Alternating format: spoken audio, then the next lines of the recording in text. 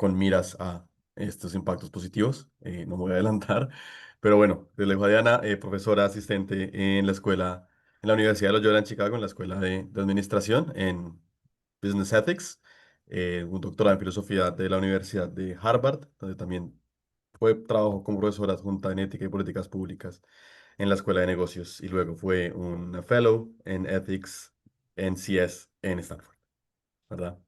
Entonces sí, adelante, se puede compartir pantalla y al final tendremos un espacio más para preguntas y comentarios.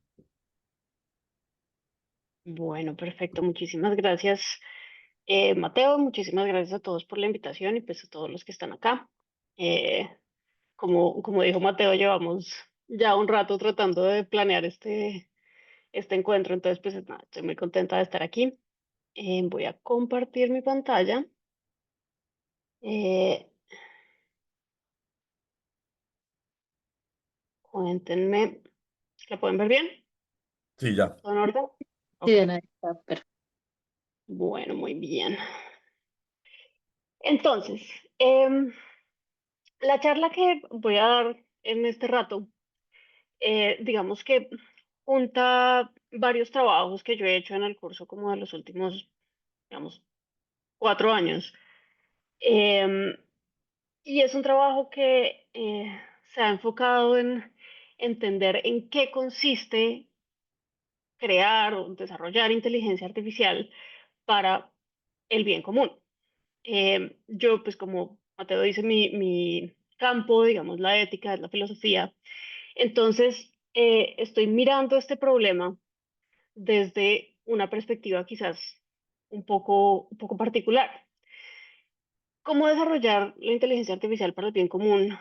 Es un problema que se presenta, digamos, a tres niveles.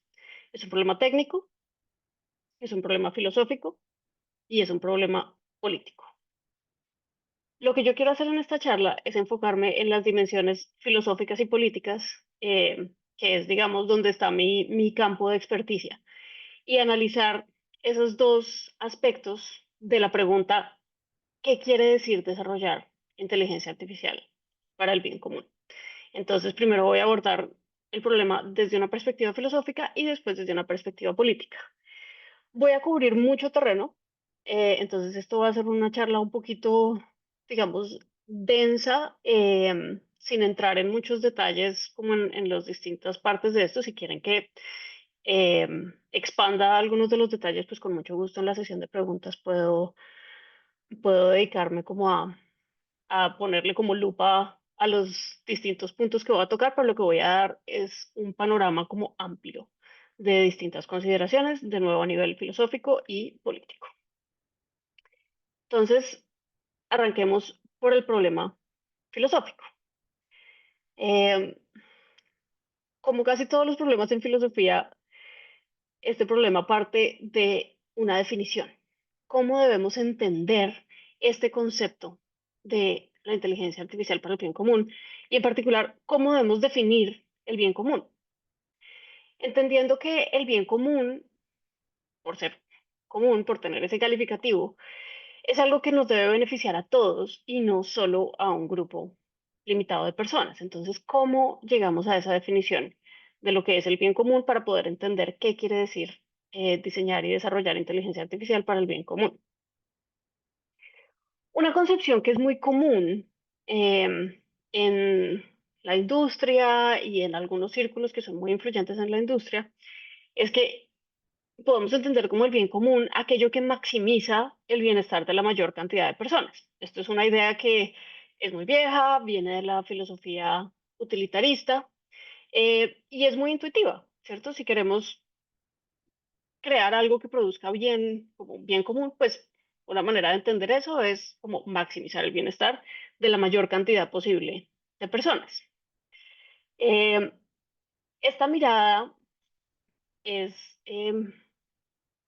digamos, promovida por un movimiento social y filosófico muy influyente, que es el movimiento del altruismo efectivo. Este es un movimiento que empieza como en los años 2010, y ha ganado como mucha prominencia y mucha visibilidad global desde entonces. De acuerdo con el filósofo William MacAskill, que es uno de los líderes digamos, intelectuales de este movimiento, el altruismo efectivo es el proyecto de usar evidencia y razón para determinar cómo beneficiar a otros, tanto como sea posible, y tomar acciones basadas en eso. Los altruistas efectivos buscan maximizar el bienestar de todos, donde cada persona cuenta como una y nadie cuenta como más que una. Esto es como premisas básicas de la filosofía utilitarista que en el altruismo efectivo se han convertido como en principios de un movimiento social. Entre los líderes de este movimiento, digamos, los líderes filosóficos, el fundador del movimiento es el filósofo Peter Singer, y están también William McCaskill y Toby Ord, que están los dos en Oxford University. Entre los donantes de este movimiento ha estado Dustin Moskovitz, que fue el cofundador de Facebook, y Sam Bankman-Fried, que es eh, famoso o pues infame por ser el fundador de FTX y que ahora está en la cárcel. Eh, el movimiento de Effective Altruism, o altruismo efectivo, em, digamos, es un eje para organizaciones que buscan utilizar donaciones y filantropía para causas que tienen un impacto positivo en la humanidad. Una de esas organizaciones es Open Philanthropy, que se ha dedicado en los últimos años a canalizar recursos para la investigación en AI safety, diríamos, IA segura, no es exactamente la traducción, pero ustedes me entienden. Y de acuerdo con esta visión, la inteligencia artificial orientada al bien común es un sistema, pues, es inteligencia artificial que busca maximizar el bienestar de la mayor cantidad posible de personas.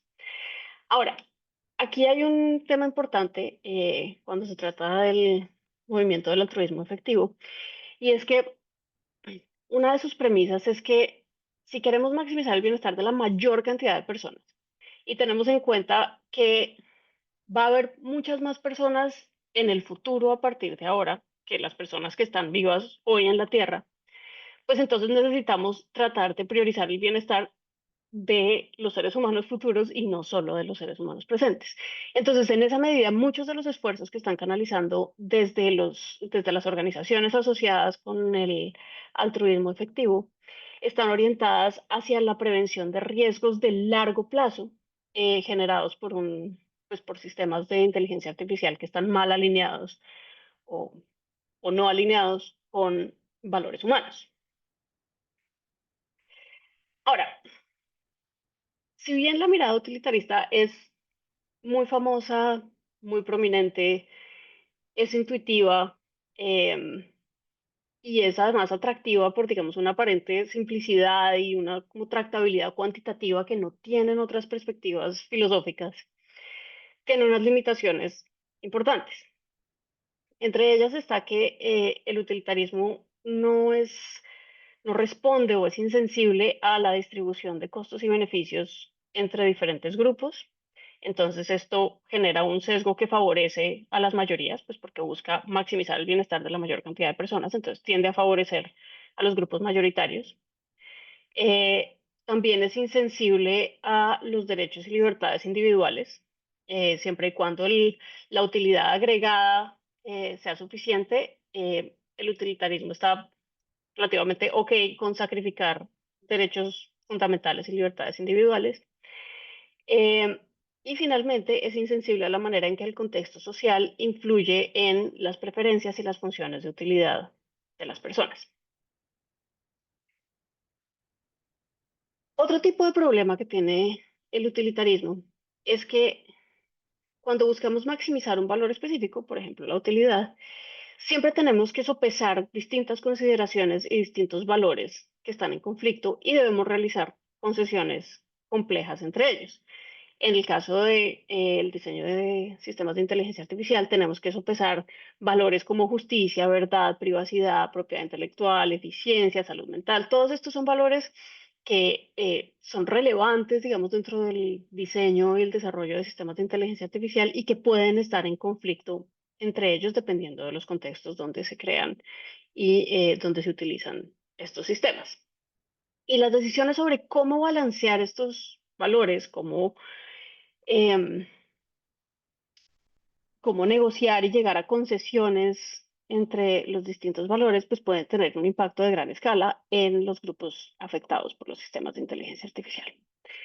Entonces, en esa medida, la visión utilitarista del bien común como una, digamos, guía normativa para el diseño y el desarrollo de sistemas de inteligencia artificial quizás no es lo más apropiado. Una alternativa que yo he propuesto en investigación anterior es no usar tanto un enfoque utilitarista, sino utilizar el enfoque de capacidades que fue propuesto por el economista premio Nobel Amartya Sen y la filósofa Martha Nussbaum, que está centrado en el principio según el cual todos los seres humanos deben tener un conjunto de libertades sustantivas que les permitan llevar el tipo de vida que es valioso para ellos, es decir, que les permitan funcionar en la sociedad según sus propias elecciones y sus propios valores. Ahora, aquí el término libertades sustantivas es importante, el calificativo sustantivas lleva mucho peso en la medida en que las libertades sustantivas no solo consisten en la ausencia de obstrucciones externas para que la gente haga lo que desea hacer y lo que valora, sino que además deben existir condiciones externas que favorezcan la realización de estos funcionamientos, que le permitan, que habiliten a las personas para tener ese tipo de vida que es valioso para ellos, para funcionar en la sociedad según sus valores. Em, en las teorías del enfoque de capacidades, pues algunas de las capacidades fundamentales incluyen la libertad de expresión, pensamiento de asociación, salud e integridad corporal, control sobre el entorno político y material. Eh, Algunas de estas capacidades, como pueden ver, digamos, ya habían sido capturadas en otros marcos normativos como los derechos humanos y civiles, pero otras van más allá, como el control sobre el entorno político y material. Pero entonces, en general, la idea del enfoque de capacidades es que el bien social debe estar orientado a generar las condiciones en las cuales todas las personas pueden tener la capacidad de realizar el tipo de vida que es valioso para ellos. En esa medida, una inteligencia artificial orientada a las capacidades iría mucho más allá de un enfoque utilitarista en la medida en que no se conformaría con aumentar la utilidad agregada, sino que se preguntaría más allá de eso, cómo las interacciones entre los sistemas de inteligencia artificial y las realidades sociales existentes afectan las oportunidades de los miembros más vulnerables de la sociedad para funcionar, para tener el tipo de vida que valoran. Em, Esto incluye, por supuesto, un análisis del entorno social, político y económico, que esté enfocado a un análisis que está enfocado a analizar si el entorno social priva a las personas de sus capacidades o fomenta condiciones para el disfrute de estas libertades sustantivas que, que la teoría prioriza. Finalmente, este marco, digamos, es una manera de elaborar la idea del bien común porque se enfoca en esas personas que tienen menos oportunidades para perseguir las vidas que valoran. Entonces tiene un enfoque en la vulnerabilidad y de esta manera se enfoca en perseguir el bien común, es decir, que sea para todos y no solo para un grupo determinado de personas. Con esto, la medida del bien social es qué tanto un proyecto contribuye a fortalecer el disfrute de libertades sustantivas, especialmente en grupos marginados. Las características principales del enfoque es que respeta las libertades individuales, a diferencia de un enfoque utilitarista, es sensible a cuestiones de distribución, responde a variaciones interpersonales en funciones de utilidad y en preferencias, y es sensible a que el bien común sea inclusivo, es decir, que sea para todos, incluyendo los más vulnerables y los más marginados. Ahora, este enfoque no es necesariamente una solución a todos los problemas, pero es una mirada alternativa, quizás un poco más holística que la mirada puramente utilitarista que grupos como Effective Altruism están promoviendo como guías normativas para el diseño y desarrollo de sistemas de inteligencia artificial. Ok, entonces, hasta ahí vamos con el problema filosófico. Esta es una propuesta de cómo abordar el problema filosófico. Y ahora vamos a pasar al segundo problema, que es el problema político. El problema político ya no tiene que ver con cómo definimos este concepto del bien común para informar el desarrollo de tecnologías, sino que el problema político tiene que ver con quién toma decisiones sobre cuál es ese bien común que vamos a perseguir. Si vamos a adoptar el enfoque de capacidades como la definición de el bien común, ¿quién va a tomar decisiones sobre cuáles capacidades priorizar? ¿Cuáles son los criterios que va a utilizar el tomador de decisiones o la tomadora de decisiones para sopesar distintas consideraciones en conflicto? ¿Cómo resuelve conflictos entre distintos valores e intereses? Entonces aquí ya no se trata de un problema de definiciones, sino de un problema de poder. ¿Quién tiene el poder y cómo utiliza ese poder para tomar decisiones que van a tener un impacto de gran escala sobre la sociedad y sobre pues, grupos particulares sobre los cuales estos sistemas tienen efectos? Lo que les voy a presentar en esta, digamos, sección de la charla es un modelo para entender ese problema político, es decir, un modelo para pensar cómo opera el poder en el diseño y desarrollo de sistemas de inteligencia artificial.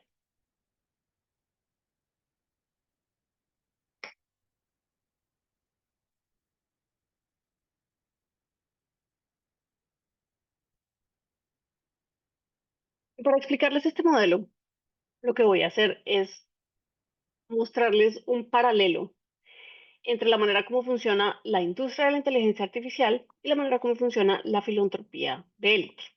Creo que hay unas similitudes importantes entre estos dos campos que aparentemente son tan distantes y tan diferentes.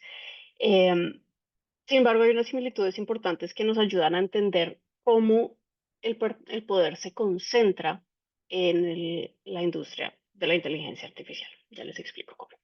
Entonces, primero vamos a hablar de la filantropía de élite.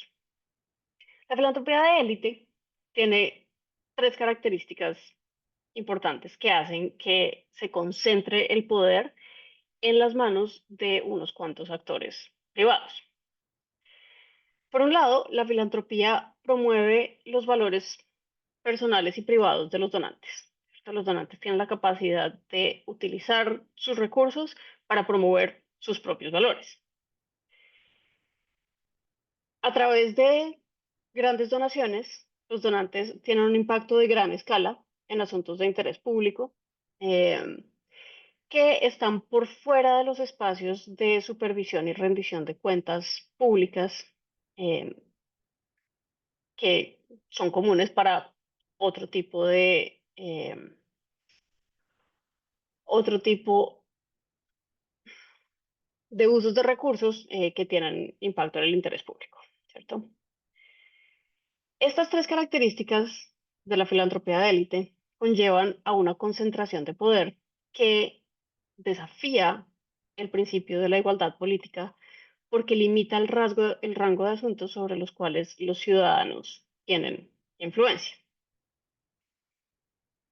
Para explicarles un poco más en detalle, la igualdad política es el principio por el cual todos los individuos, independientemente de su estatus socioeconómico, deben tener el mismo peso en las decisiones que afectan a la sociedad colectivamente. ¿Mm? El principio de igualdad política es, en otras palabras, la garantía de que cada persona tiene el mismo derecho a votar y el mismo poder de decisión en el ámbito político en cuestiones de interés público.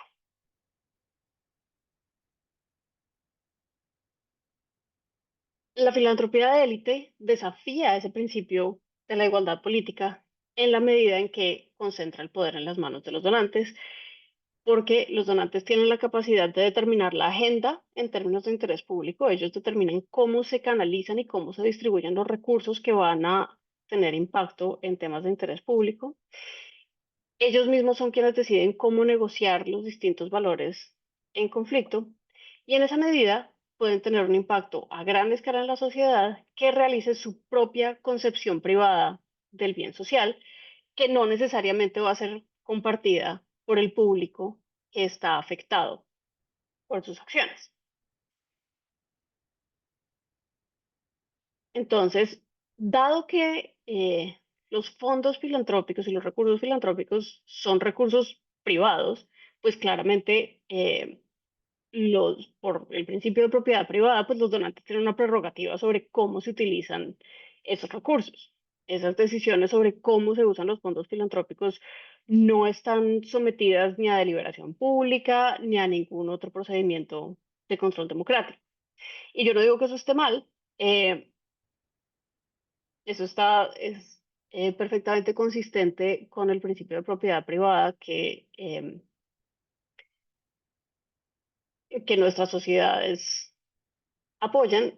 Sin embargo, sí lleva a una concentración de poder, pues las decisiones respecto a la canalización y utilización de estos fondos están exentas de mecanismos normales de rendición de cuentas, llevan a alta concentración de poder en ámbitos privados que están exentos de control democrático y en esa medida desafían el principio de igualdad política, ¿cierto? Entonces aquí hay una distinción importante que hacer para aclarar un poco el punto que estoy argumentando con esta sección. Y es que hay que distinguir entre una crítica a la ética personal de los filántropos y una, digamos, interrogación de las implicaciones políticas de sus acciones. Creo que es posible interrogar y hacer observaciones críticas sobre las implicaciones y como los impactos políticos de la filantropía sin que esto sea equivalente a criticar la ética individual de los donantes o de los filántropos. Igual con la inteligencia artificial, ya voy para allá. Em, pero entonces, de nuevo, aquí la crítica, y esto pues es algo que estoy repitiendo de otros autores que han escrito sobre el tema, la crítica que se le hace a la filantropía de élite no es a nivel de, es que las personas no deberían usar sus recursos para promover esos valores que son importantes para ellos, ese no es el punto, sino el punto es, dado que eso está pasando, tenemos que mirar a nivel macro cómo esto está afectando valores como sociales más amplios, como la igualdad política. Y eso es un poco como la idea que estoy explorando aquí. ¿A dónde voy con esto? Es que cuando miramos los modelos de inteligencia artificial, los modelos fundacionales de inteligencia artificial o los Large Language Models, vamos a encontrar unos paralelos importantes con la manera como funciona la filantropía de ellos. Para dar como una introducción muy breve, porque pues asumo que todas las personas que están aquí saben de qué estoy hablando. Em, pero los modelos fundacionales se definen por tres características principales. El primero es que desarrollan capacidades para los que no fueron explícitamente programados, esto se conoce como emergence, son adaptables, es decir, que pueden aplicarse a diversas tareas sin necesidad de un reentrenamiento completo y sirven como base para múltiples aplicaciones. Pueden adaptarse a múltiples tareas em, que van, en el caso de los LLMs, desde el análisis de sentimientos hasta la generación de subtítulos para imagen, el reconocimiento de objetos, em, los chatbots conversacionales, los chatbots de terapia, etcétera. Ahora,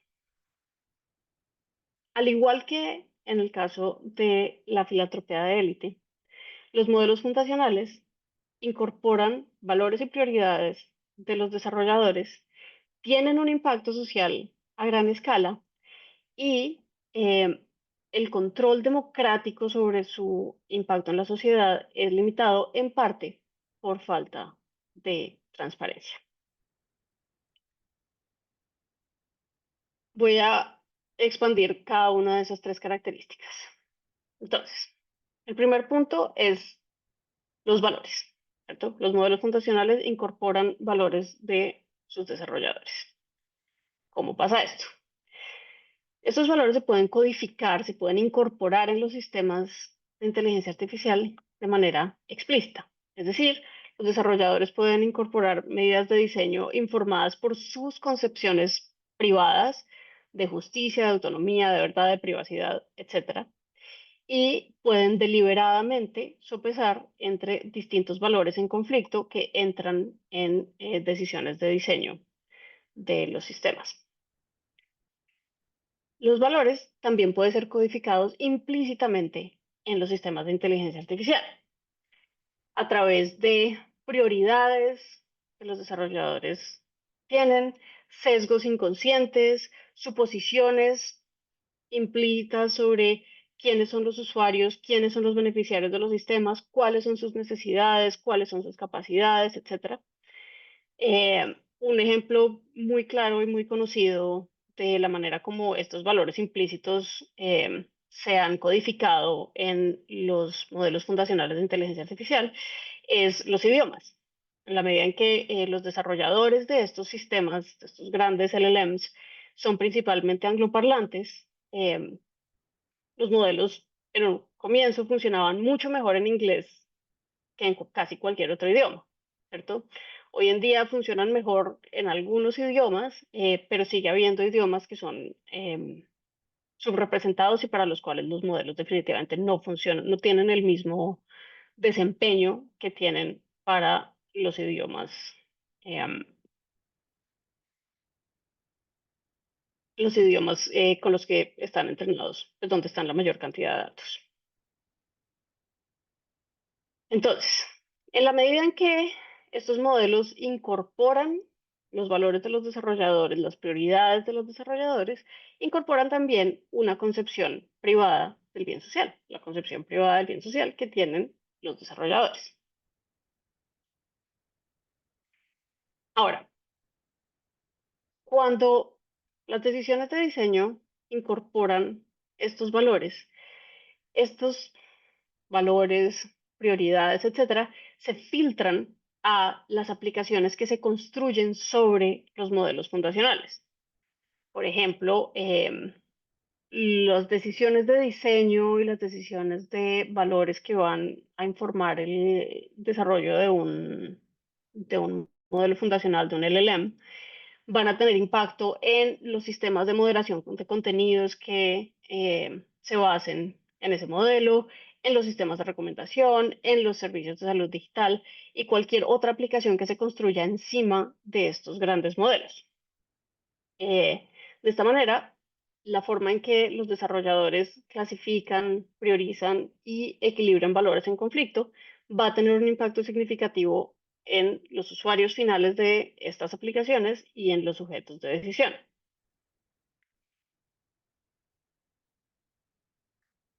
Así, de nuevo, los valores incorporados al modelo fundacional se reproducen en las aplicaciones que se construyen sobre él, y estos efectos indirectos pueden tener impacto a gran escala, dada la variedad de posibles aplicaciones que se pueden construir sobre los modelos fundacionales y la magnitud del impacto de cada aplicación.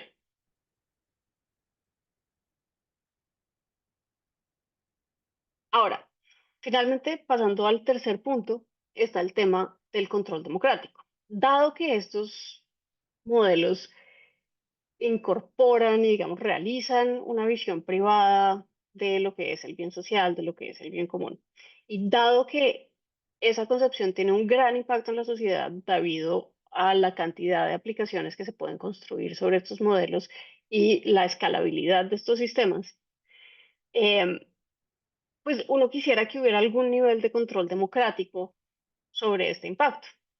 Sin embargo, dado que los modelos fundacionales operan un poco como cajas negras y es tan difícil entender su comportamiento, y dado también que tienen comportamientos emergentes, pues esto genera grandes dificultades a la hora de generar mecanismos de control democrático. Estas propiedades reducen las capacidades que tienen cualquier persona interesada para impugnar resultados negativos que les afectan, dificultad para identificar y comprender cuáles son las debilidades de los modelos y también para predecir y entender su impacto en la sociedad, digamos ya a nivel más macro, no solo a nivel individual. Entonces, dadas estas características de los modelos fundacionales, es muy difícil crear mecanismos mediante los cuales las partes interesadas y afectadas por los sistemas de inteligencia artificial puedan impugnar o cuestionar los riesgos o los efectos creados por estos modelos. Por esta razón, los modelos fundacionales operan por fuera del espacio de visibilidad pública que permite una adecuada rendición de cuentas ante la sociedad por el impacto que pueden tener estos modelos, de nuevo, tanto a nivel micro sobre personas individuales como a nivel macro sobre la sociedad en general. Entonces, como para resumir estos últimos puntos, la codificación de valores en sistemas de inteligencia artificial como una forma, es una forma de materializar una concepción privada del bien social, la concepción de los desarrolladores, que tiene impacto e influencia de gran escala en asuntos de interés público y genera una gran dificultad para la rendición de cuentas, que es necesaria para el control democrático. A esto hay que sumarle que, dado que estamos hablando de LLMs o de modelos fundacionales, es importante notar que hay solo un número muy limitado de organizaciones que tienen los recursos necesarios para entrenar y desarrollar estos sistemas. Entonces, eso hace que el poder se concentre aún más en ese grupo pequeño de organizaciones que está creando estos modelos. Vemos además que hay un efecto acumulativo. Yo empecé hablando de este problema como un problema político que surge en el caso de la filantropía de élite y después lo comparé con los modelos fundacionales de inteligencia artificial. Lo que está pasando hoy es que hay una intersección entre la filantropía de élite y el desarrollo de modelos fundacionales que está acumulando esta concentración de poder. Como les decía al comienzo, hay organizaciones filantrópicas como Open Philanthropy que se han enfocado en promover una agenda muy específica eh, para la alineación o como eh, la codificación de valores en la inteligencia artificial, lo que ha hecho que haya visiones normativas privadas muy específicas que afectan las soluciones técnicas y las recomendaciones de política pública para la inteligencia artificial que pueden tener implicaciones globales duraderas. Entonces aquí lo que vemos es una concentración de poder en esa intersección entre la filantropía de élite y el desarrollo de modelos fundacionales. Muy bien,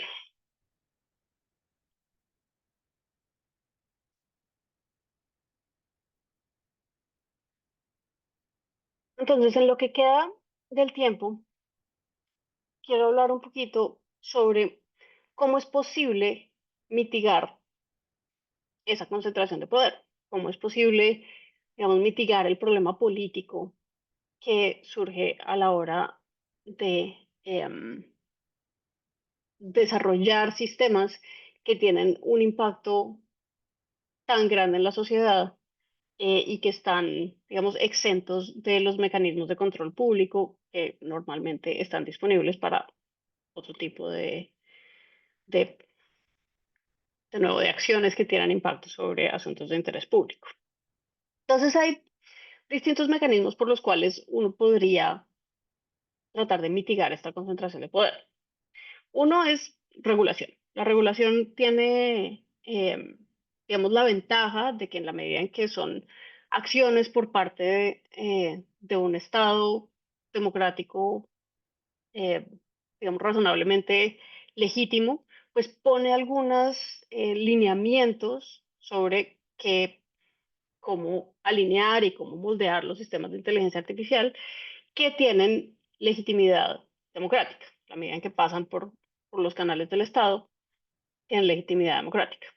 Sin embargo, la regulación tiene algunas limitaciones importantes que pues, no voy a mencionar ahorita porque no es el tema, pero hay unas limitaciones importantes. Otra manera de mitigar la concentración de poder es a través del código abierto y los sistemas con datos abiertos, em, que crean mayor transparencia y en esa medida pues facilitan el control democrático que hablábamos ahora, que es problemático. Me voy a enfocar en otra estrategia que ha sido, digamos, como la más explorada por la industria a hoy, que son iniciativas para la democratización del desarrollo y la gobernanza de la inteligencia artificial. Entonces, ¿cómo se democratiza el desarrollo y la gobernanza de la inteligencia artificial? Una respuesta común eh, es que el diseño y el desarrollo de estos sistemas debe seguir unos principios participativos, principios que tomen en cuenta las preferencias y los intereses de las partes afectadas por los sistemas, o por la tecnología en general. En trabajos anteriores yo he defendido la idea de que los sistemas de inteligencia artificial que estén orientados hacia el bien común deben tener algún nivel de diseño participativo para que respondan a los intereses, a las necesidades y a las preferencias de las personas que son afectadas por su funcionamiento. Sin embargo, el diseño participativo es complicado. Em, Porque el diseño participativo es altamente sensible a los contextos donde se realizan las consultas de stakeholders. El diseño participativo funciona a partir de consultas con grupos pequeños de personas en contextos muy particulares, eh, que entra en conflicto con la escalabilidad de los sistemas de inteligencia artificial. Dado que los sistemas de inteligencia artificial se escalan con tanta facilidad, y eso es pues, una de las grandes ventajas de estas tecnologías, el impacto que estos tienen va mucho más allá de los contextos donde se realizan las consultas para el diseño participativo. Entonces, esa, digamos, legitimidad que obtienen los sistemas a través de esa consulta con los stakeholders se pierde rápidamente en la medida en que los sistemas empiezan a tener un impacto mucho mayor, a una escala mucho mayor que ese pequeño contexto. Entonces, ha habido muchos artículos que argumentan que el diseño participativo en realidad no es un principio o no es apropiado para una tecnología tan escalable como la inteligencia artificial. Por ello, es necesario, si uno quiere adoptar algo similar al diseño participativo, es necesario crear mecanismos que permitan participación a escala, a la misma escala en la cual operan los sistemas de inteligencia artificial, y que se puedan actualizar al ritmo requerido para mantenerse al día con el desarrollo de la tecnología. Y esas metodologías se han desarrollado bajo el título de alineación deliberativa. La alineación deliberativa es un término que acuñaron en un paper que escribieron en el 2022-2023 un grupo de personas de la industria. Y con ese término se refieren a un conjunto de iniciativas que invitan a las partes interesadas, invitan a las partes afectadas por los sistemas de inteligencia artificial, es decir, a mucha gente, para deliberar entre sí y generar recomendaciones para los desarrolladores de los modelos de inteligencia artificial. Quizás el programa más famoso de esto es una iniciativa que se llama Democratic Inputs, que abrió OpenAI en el 2023, a mediados de 2023. Más o menos al mismo tiempo, Anthropic tuvo una iniciativa similar en la cual hacían consultas masivas para, para generar recomendaciones sobre cuál era la constitución que ellos le daban a Claude, pues, su modelo, como cuáles eran los principios y las reglas que se le daban a Claude. Entonces realizaron una consulta masiva para que las distintas partes interesadas dieran como inputs para determinar cuáles eran los principios y las normas por las cuales Claude iba a operar. Meta también llevó a cabo foros comunitarios donde trataba de traer stakeholders a nivel global para informar cuáles eran los principios y como los lineamientos que las partes afectadas querían darle a la tecnología. Entonces, las tecnologías deliberativas, estas iniciativas de alineación deliberativa están basadas en lo que ellos llaman tecnologías deliberativas. Son tecnologías que crean plataformas donde un gran número de personas puede expresar sus perspectivas e intereses en sus propias palabras y pueden votar sobre las contribuciones de otros participantes. Em, una iniciativa más reciente es la iniciativa de Global Dialogues, que está liderada por la organización llamada Collective Intelligence Project y busca input de un público global sobre cuáles son las prioridades que deben tener los desarrolladores de sistemas de inteligencia artificial. Entonces, acá les voy a mostrar algunas de las preguntas que las personas que están liderando esta iniciativa hacen al público. Aquí,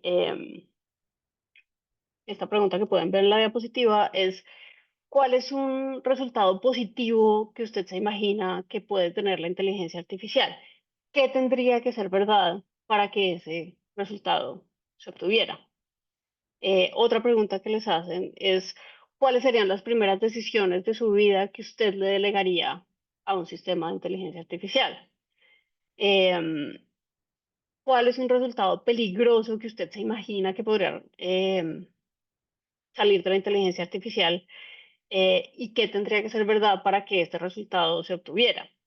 Em, Aquí esta pregunta es mucho más amplia respecto como a los valores de las personas. Aquí les preguntan cuál es un principio moral o ético específico em, que es como central para usted y para su vida. Em, y la idea de esto es hacer de nuevo estas consultas globales en 70 países, en 7 idiomas, con la idea de generar insights sobre cuáles son los lineamientos apropiados para los sistemas de inteligencia artificial que van a afectar al público pues, global. Em, Hay algunos insights, han generado dos reportes hasta ahora, uno en mayo y otro ahorita recientemente en agosto, em, que tienen resultados bien interesantes, algunos contraintuitivos. No voy a elaborar ahí porque estamos cortos de tiempo, em, pero pues los invito a consultar esta iniciativa. Es bien interesante lo que ha resultado de ahí. Pero bueno, un poquito para volver al punto central. Eh, la idea de la alineación deliberativa para los sistemas de inteligencia artificial es crear espacios participativos que están habilitados por inteligencia artificial, es decir, que utilizan plataformas tecnológicas basadas en inteligencia artificial, que crean espacios para la deliberación de las partes interesadas y afectadas sobre cuáles son los valores y principios que deben guiar la inteligencia artificial, y buscan equilibrar la escala, es decir, tratan de que sea una escala masiva, que sean sistemas inclusivos, es decir, que pueda participar todos los stakeholders relevantes, que tengan tractabilidad y que le den a los participantes el poder de definir cuál es la agenda al participar en sus propias palabras. Es decir, esto es una participación cualitativa, no son encuestas, sino que la gente tiene la capacidad de poner en sus propias palabras cuáles son las prioridades, cuáles son los valores que los diseñadores y desarrolladores deben tener en cuenta. Y a través de los sistemas de inteligencia artificial es posible que todas estas contribuciones a gran escala y de manera incluyente em, se, eh, se ranqueen y se prioricen para que los desarrolladores tengan un input que puedan, de hecho, utilizar en sus sistemas. Ahora, para cerrar, voy a decir Estos sistemas de alineación deliberativa tienen una fortaleza y tienen una debilidad. La primera fortaleza es que generan una gran cantidad de riqueza de información, en la medida en que permiten a los desarrolladores saber cuáles son las preferencias de las partes interesadas, de nuevo a gran escala, y les dan una manera de agregar esas preferencias de una manera que sea como actionable, que lo puedan convertir en decisiones de diseño. La debilidad está en el poder, porque estos insights o estos inputs que generan estos sistemas, pues no generan decisiones vinculantes y tampoco incorporan mecanismos de rendición de cuentas. Entonces, en esa medida, las tecnologías deliberativas abordan un aspecto de las decisiones democráticas, que es la información, la medida en que generan una representación matizada de los intereses públicos, pero no abordan el problema de la concentración de poder, eh, en parte también porque no abordan problemas como la brecha digital, el acceso que tienen pues, distintas personas en el mundo a la tecnología y en la medida en que pues, no generan compromisos vinculantes. Entonces, a la larga, todo esto es para decir, la alineación deliberativa es un paso en la dirección correcta para mitigar la concentración de poder en el desarrollo de sistemas de inteligencia artificial, pero hasta hoy es una medida insuficiente. Y ya para concluir, como para resumirles un poquito los muchos puntos que toqué en este último rato, eh, el primer punto es, a nivel filosófico, es importante interrogar y un poco desmenuzar cuáles son esas concepciones del bien común que guían el desarrollo de la tecnología. Yo les presenté dos visiones alternativas, una de las cuales a mí me parece preferible, pero en general creo que la conclusión es que es importante interrogar esa idea del bien común que está a la base del desarrollo de tecnologías. A nivel político, es importante hacer un examen crítico sobre cómo estos sistemas están distribuyendo el poder en la sociedad. Em, Creo que es muy interesante analizar el potencial de las tecnologías deliberativas para mejorar la participación democrática, tanto para la alineación de sistemas de inteligencia artificial como para otros fines. Pero es importante entender que estas tecnologías contribuyen con el problema de la información, pero no necesariamente con el problema de la concentración de poder. Todavía nos falta desarrollar mecanismos que lleven a una democratización genuina de los modelos de inteligencia artificial. Y con esto termino. Muchas gracias.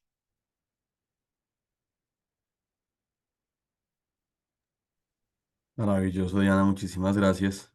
Y bien, bien chévere tener esas perspectivas complementarias pues, a la parte técnica que es lo central generalmente en este seminario. Yo tengo un par de comentarios, preguntas, pero de pronto primero abro a ver si alguien del público quiere participar. Yo, qué pena. Yo quisiera picarte un poquito la lengua, Diana. Gracias por la exposición con respecto a una. Me parece que es como un tema de selección adversa o selección positiva, yo no sé cómo será. Y es el siguiente: los desarrolladores que estarían dispuestos a hacer este tipo de procesos como para democratizar e incorporar los deseos de la sociedad, etcétera. eh, o bueno, los que no son esos que estarían dispuestos a hacer eso, son los que uno quisiera que estuvieran dispuestos a hacer eso, porque posiblemente son los que no, yo lo quiero hacer así, punto, etcétera. Entonces, no sé, te suena que a mí me suena que este es un problema gordo, pero yo no pensaba estos problemas filosóficos como tú, te suena que este es un punto importante. Es un problema gordo. En eso estamos absolutamente de acuerdo. Mm, a ver, digamos que este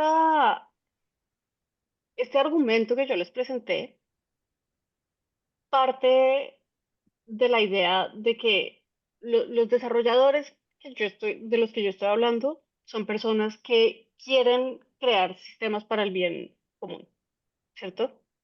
Digamos que tienen algún interés y alguna sensibilidad a que estos sistemas no solo, digamos, sirvan a sus propios intereses, sino que sirvan a un interés más amplio en la sociedad. ¿Mm?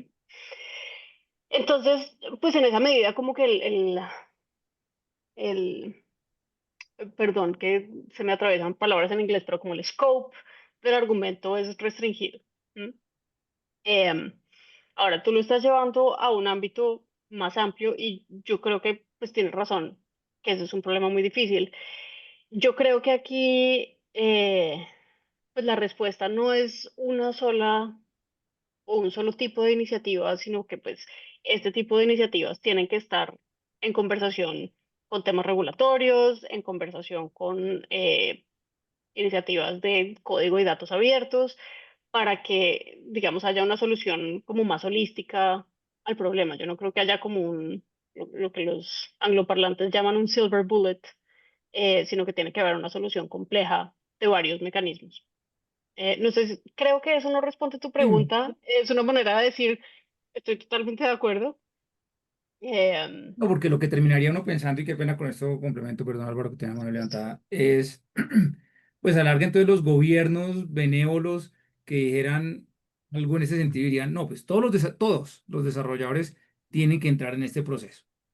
Pero entonces entra uno a decir, pero el gobierno de turno es bueno y el siguiente de pronto no, y pues entonces es el gobierno el que decide cómo son las reglas de juego y pues quedamos en un loop infinito.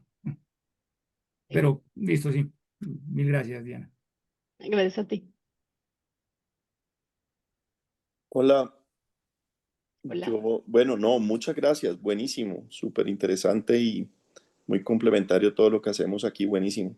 No, yo quería hacer una pregunta, pues supongo que es sencilla, pero ¿cómo hace uno para estandarizar, digamos, si las personas opinan de forma abierta? ¿Cómo estandariza uno, interpreta uno esas respuestas y cómo las agrega en un valor o en un, no sé, en Ujú, algo que la sociedad considere que por democracia, pues esto es lo correcto? ujú. Bueno, por supuesto, hay diferentes respuestas a esa pregunta, ¿no? ¿Cómo agregar las preferencias colectivas? Pues es todo un campo de investigación, ¿no? Estas tecnologías tienen una respuesta particular a esta pregunta, digamos, como las tecnologías deliberativas que yo menciono aquí, tienen una respuesta particular a esta pregunta, que es lo que ellos llaman el Group Informed Consensus. Pues lo que hacen estas tecnologías es utilizar la información que reciben de un grupo, digamos, masivo de participantes, eh, hacen análisis de las preferencias, crean, digamos, identifican como grupos de opinión, como clusters de opinión, y pueden identificar cuáles son las ideas que tienen apoyo transversal entre los distintos grupos de opinión que están participando. ¿Sí? Entonces, no es una cosa que le dé peso a la opinión de la mayoría necesariamente, sino que es algo que busca qué cosas em, generan acuerdo y generan consenso entre los distintos grupos de opinión. Y esa es la manera en que la agregan. Y por eso es que, digamos, incorporan el valor como de la inclusión, porque no solo le dan prioridad a las perspectivas de la mayoría, sino a las que tienen apoyo entre todos los grupos. ¿Eso responde la pregunta? Sí, está buenísimo. Supongo que hay una documentación técnica de eso en alguna parte. Ahí. Buenísimo, Sí, sí, muchos de súper. estos son sistemas de código abierto que se pueden consultar. Si te interesa, te puedo pasar como links para que, Sí, fantástico, gracias, súper. con mucho gusto. Yo tenía un comentario, pues que lo pensé toda la charla, que muy relacionado, como muy claro el caso de OpenAI, que empieza explícitamente como una iniciativa de altruismo efectivo, recibe plata, funding de Open Philanthropy, eh, y pues que hoy en día es un poco lo que uno vería como los creadores de un sistema que se debe regular o que se tiene que entender sus limitaciones, efectos, consecuencias, pero que surge dentro de una perspectiva de maximizar el bien común, hagamos código abierto, hagamos un montón de cosas. pero que es muy explícito entonces como eso, como una posición de poder, como alguien, una entidad que gana poder, pues es capaz de avanzar o logra avanzar una concepción de que es el bien común, debatamos o no, pues que efectivamente están haciendo altruismo efectivo. Pero sí pensé como, ¿cuándo va a salir Sam Altman en esta presentación? Pero como un claro ejemplo de cómo el altruismo efectivo, pues sí está en alguna esfera del poder y más, pues en este contexto político donde esas empresas de tecnología han ganado mucha posición política en Estados Unidos, muy cercanas al gobierno y efectivamente pues tienen esas conversaciones de qué mundo, qué futuro queremos promover y encaminarnos eh, de la mano un poco de tecnología con poder.